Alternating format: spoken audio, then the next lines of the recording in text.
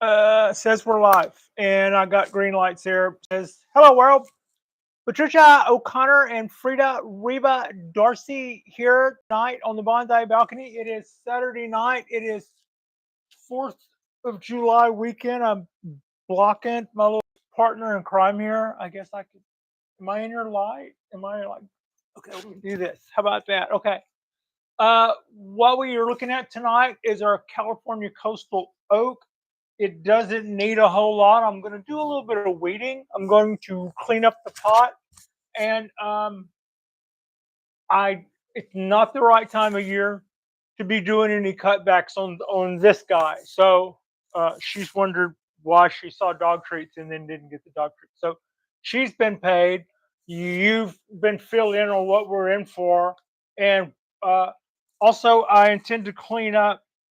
I intend to clean up the pot some. I've got my favorite oily rag here, and it's just the rag I use over and over again. It's full of baby oil and olive oil, so it stays in the ready, and that it's the one I constantly use over and over again.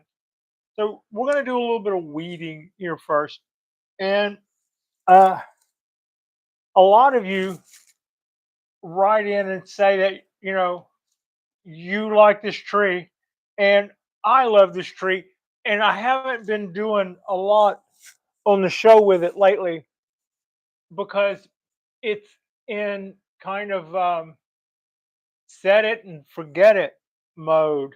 Uh, we're not pruning anything back on it.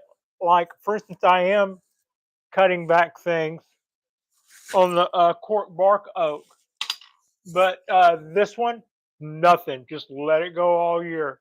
Uh, However, there are some stumps, a few stumps in here that could probably be cleaned up. And as I see those, I've got some heavy cutters around in case I want to clean those up. That may highly, that may also, that may also promote more back buds. But in some cases, and there's something else I was noticing earlier when I went looking through here. We're getting just like picture perfect, like twos, threes, fours for one. Everywhere we pruned this tree back last year, it just bifurcated off. And that thing I said, where if you want a branch coming out here, cut the leaf that's sticking out that way, and from the base of that leaf, you'll get that branch. What I will be cutting away tonight is maybe, and it's kind of cool to see the one or two or three examples where that didn't happen.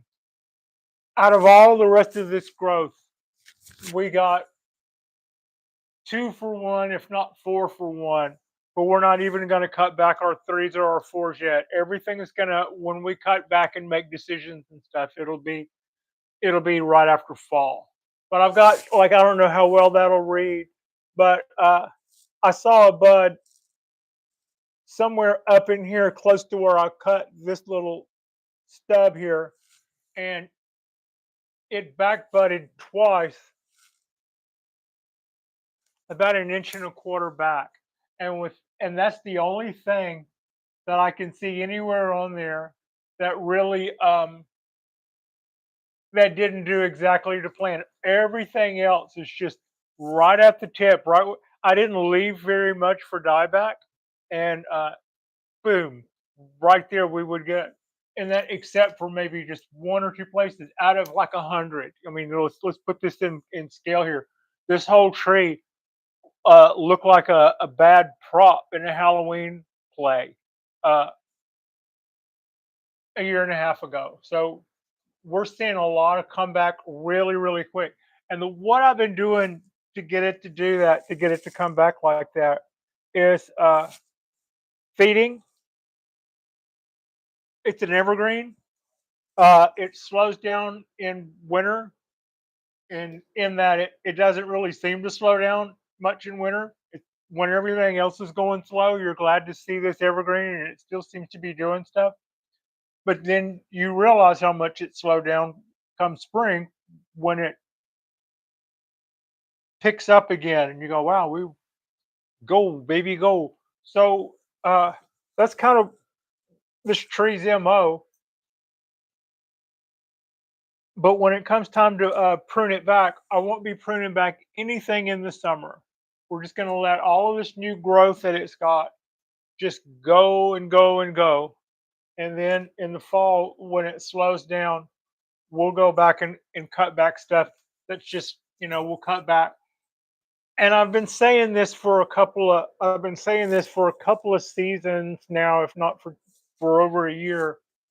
But we did cut this tree back an excessive amount over some dieback issues that we were experiencing. I mean, like, yeah, they were really serious.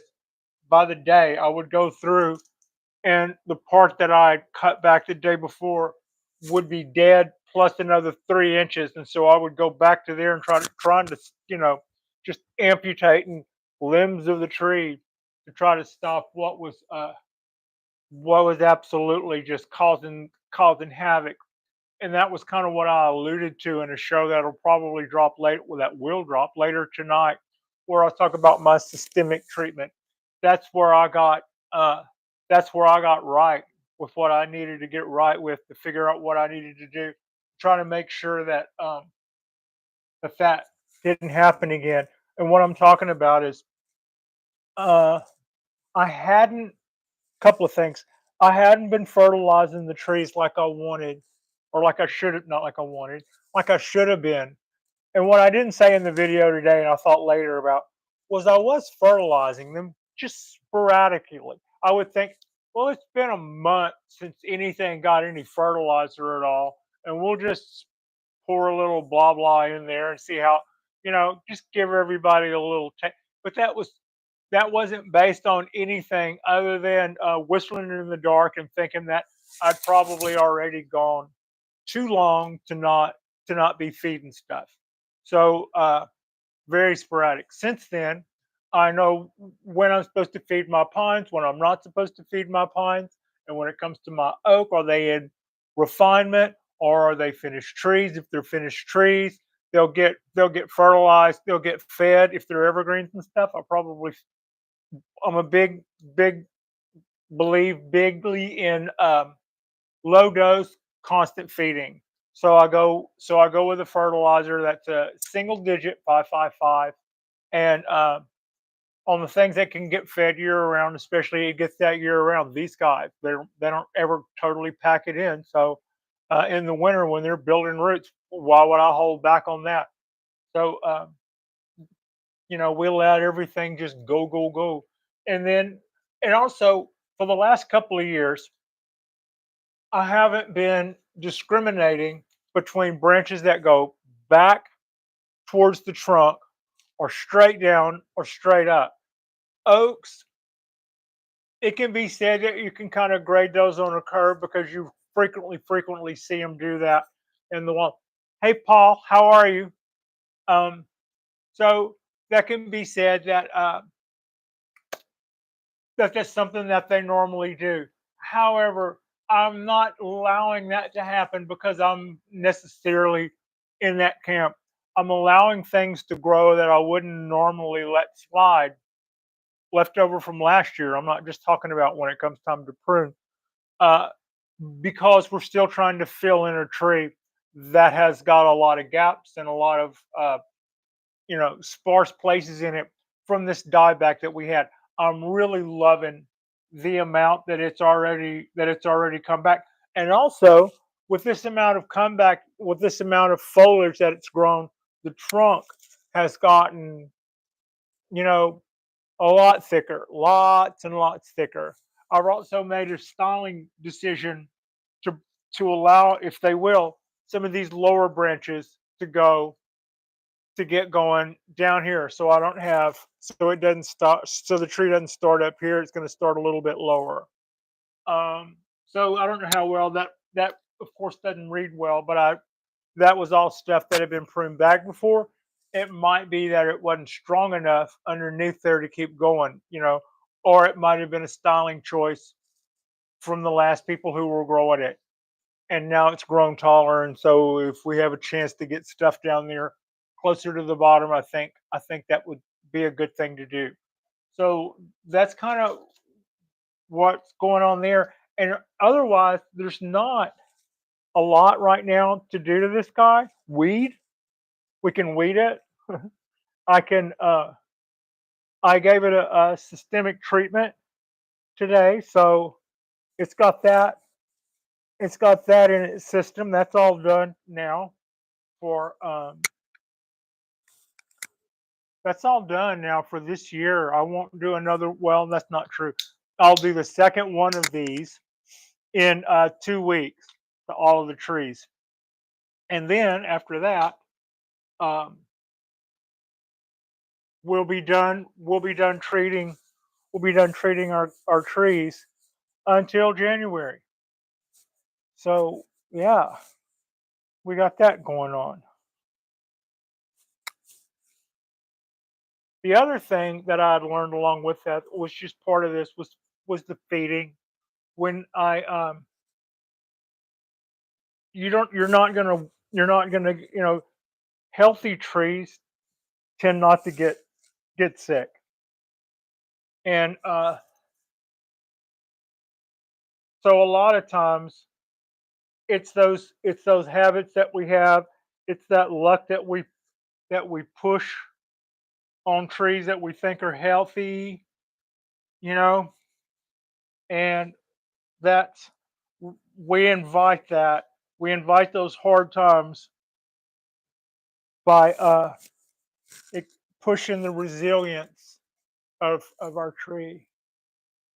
This is a happy looking tree. You are correct, sir. Um,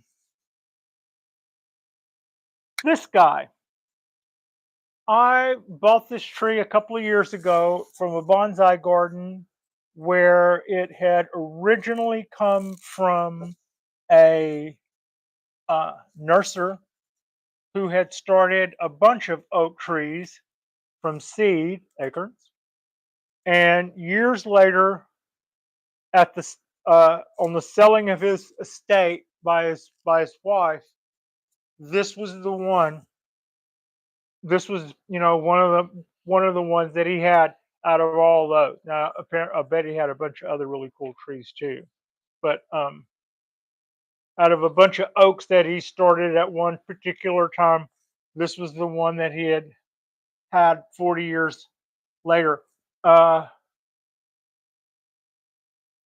so yeah, not a real old tree, but it's somewhere right around in there, I believe.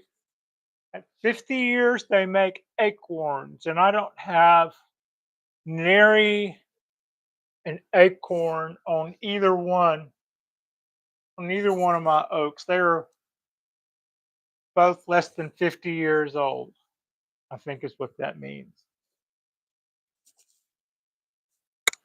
Yeah, well, it's looking better already. This is just baby oil. I just put new baby oil in my new old filthy rag, and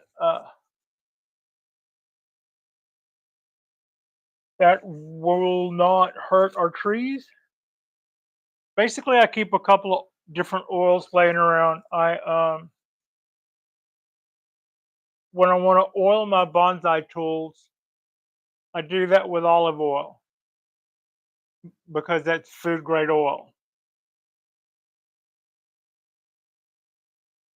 And when I want to do these pots, I do these pots in baby oil of oil of bambino.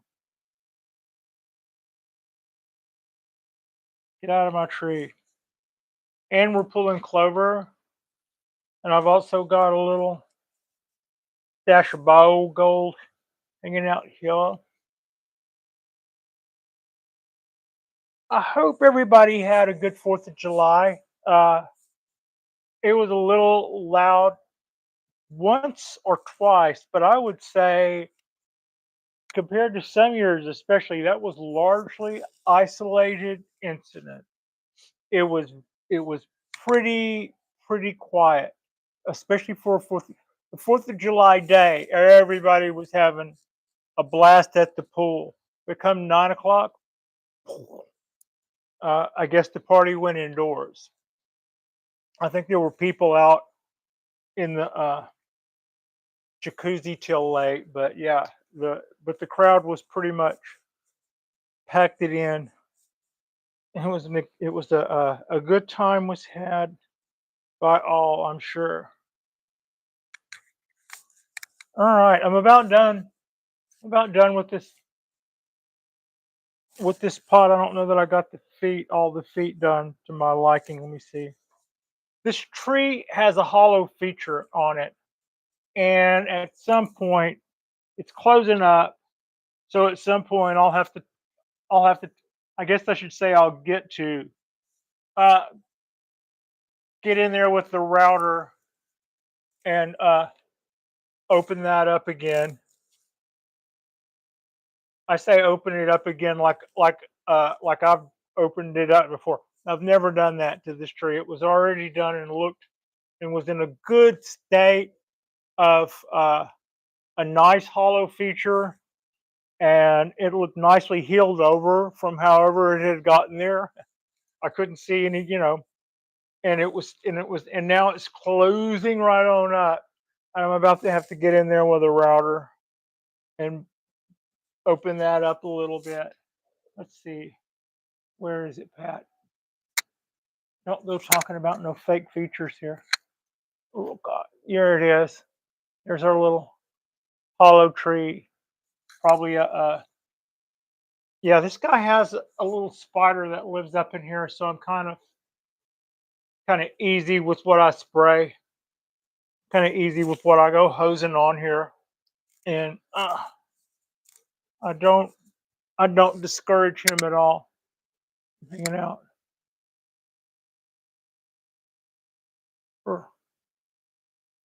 Mhm. Okay. Yeah. So here's where you try to get in here and see if I see anything. I've got. I was noticing earlier that some places where I cut it back last year, we got really good. Also, this would be the time of year to add wire to this tree if I were so inclined.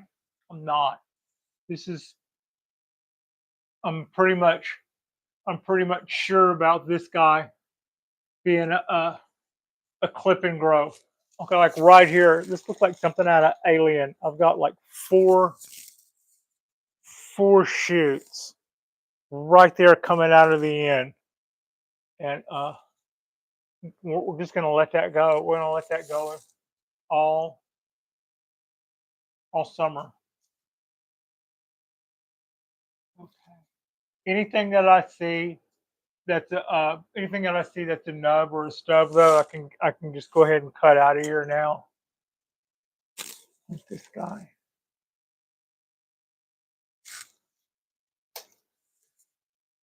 Maybe that'll promote. See, I cut it right here, and I thought that would be my back bud because there's a bud site right there.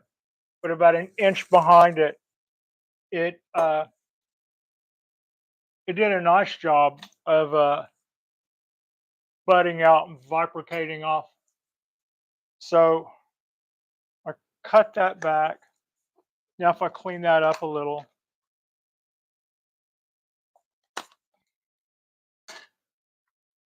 okay,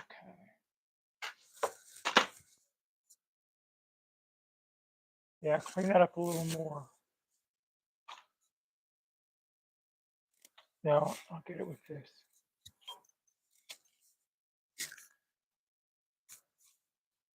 Really kind of careful how I go throwing my hand in there. This oak likes those little spiked leaves. Some oaks make little Tylenol shaped leaves. Um, yeah, it would be a good spot for an owl. There's a bald spot in that hollow oak feature. And originally, that hollow feature was shaped like a heart. I don't know if that was just, and it had healed over to where I couldn't tell if it had done that or if the original person had carved a heart shape, and it because the rollover was already bark. I mean, there wasn't anything of an original hole scar to be seen.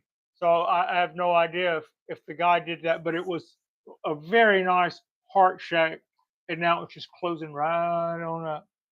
Uh, I don't think I'll try to deliberately make it a heart shape. I'll just open it up a little bit, like it is, like it pretty much is now at some point, but not now. We got other things. We got other things to worry about. There's another little.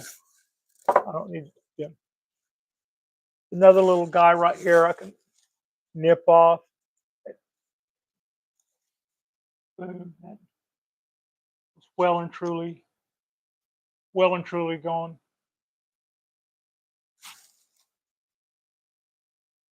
This tree, uh, it is a lot easier to clip and grow than my cork bark oak. I get to do more stuff all summer to my cork bark oak, and having figured out a few tricks with it has made growing that tree a lot more rewarding. But it's kind of a different deal though. There was kind of a different deal though. It's what I had to learn about the cork bark was to prune it back, and that causes it to back bud more. And you just do that and do that and do that, and you'll get more and more flushes out. But it's also its stuff is finicky, and it'll grow stuff out on the end, and then everything before then will die back. So turning your ones into twos and your twos into fours becomes extra critical because all that stuff, it needs to be little short choppy changes so that whenever you've got foliage close to the end, it's on the outer stuff anyway. And it's yeah, I don't know how well I explain that, but it's a little different ball. Like this guy, we feed it, we water it, we let it run, and then in the winter, I'll cut back some of those threes and fours into twos. And this year, I probably still will not make a lot of styling choices as to branches that are going in the wrong direction. We'll let our cutbacks bifurcate off and give us more and more stuff. At that point, I'll probably will have filled in all of our gaps. And by gaps, I mean like I've still got a pretty good gap here. And also a lot of what is a gap or what isn't a gap is filled in with stuff that we may not be too excited about once we cut back to it. So more choices again to fill in the tree and to give it more energy and to give it more roots and to give it more, so it'll give us back more stuff. And then at some point, I'll start making a decision as to how many branches we can have. And at that point, anything that breaks those old all the rules will be gone. The stuff facing back or the face facing straight down or the and the idea behind that is people will go, well, that's really natural to see an oak that does that. But still, the idea is to try to get that light and to get your focal point unobstructed in there to where there are places where you can see the tree without something in the way all the way down. So that's kind of why we still do that, even if they're not something that we're going to make pads with, so to speak. So yeah, but we're a long way from there yet. I still want to see more foliage on this guy, and then after I have too much foliage, then we'll see about being picky.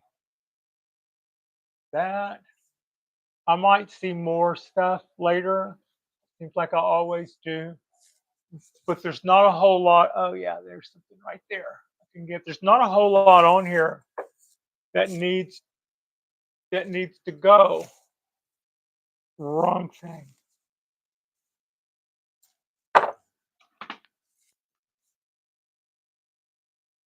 Might be just a little bit. All right. I like bringing this guy out. I hadn't seen it. I hadn't seen it all. I hadn't seen it in a couple of weeks. I think it was good to bring it in, clean up the pot a little bit, do a little show and tell. If you if you repot one of these guys, pay attention to what time of year you do it. When you're raking back the roots, try to do a really good job. Leave some on all oaks. You leave some. Um, I probably would be best if I knew a little bit more about what had been going on. Except that I know that this tree has been captive for a number of years, and I haven't been down in there yet. Is what I'm saying. Didn't It was probably a year away from repot when I from its last repot when I got it, and had some really nice looking dressing on top, which we've since then covered up with some pretty cool looking moss. We had a little bit of weeds just starting to come back in it, and it was a little hard to reach. So I'm glad we brought it in and got after that guy. And that's another great thing about the moss. It keeps the weeds down. Um, so yeah, like and subscribe if you guys have not already. Our next show will be in about an hour or 30 minutes or something. Whenever I drop the show that we did today about systemic treatments and how to keep your one of the first lessons that I needed to learn in bonsai is like the thing that know this and you'll save yourself a lot. You'll live to learn a lot of other cool stuff if you just kind of an attitude. So that's what's going on there. There's that feature. It's kind of hard to see it. Yeah, yeah. It's got its bangs in front of its eyes there. Anyway, thank you all so much for watching. I appreciate you, and Frida appreciates you. And we'll see y'all a little while in our next show, and then I'll probably do one again tomorrow on Sunday, maybe after the British Grand Prix. Bye now.